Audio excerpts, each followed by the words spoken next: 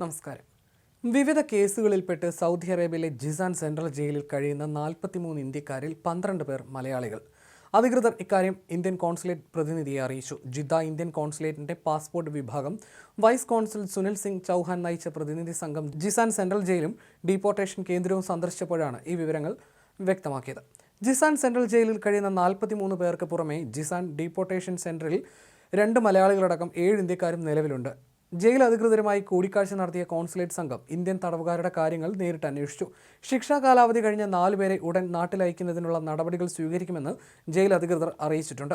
Central ജയിലിലുള്ള മലയാളികളിൽ ഭൂരിഭാഗവും ലഹരിമരുന്ന് കടത്തൽ, മദ്യനിർമ്മാണം, Yemen അതിർത്തിയിൽ നിന്ന് ഖാദ് എന്ന ലഹരിയില കടത്തൽ തുടങ്ങിയ കേസുകളിലാണ് ശിക്ഷ അനുഭവിക്കുന്നത്.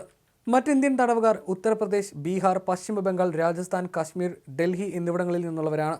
ശിക്ഷാ കാലാവധി കഴിഞ്ഞ 4 പേർക്കുള്ള യാത്രാരേഖകൾ വേഗത്തിൽ നൽകുമെന്ന് വൈസ് കോൺസുൽ സുനിൽ സിംഗ് ചൗഹാൻ അറിയിച്ചു.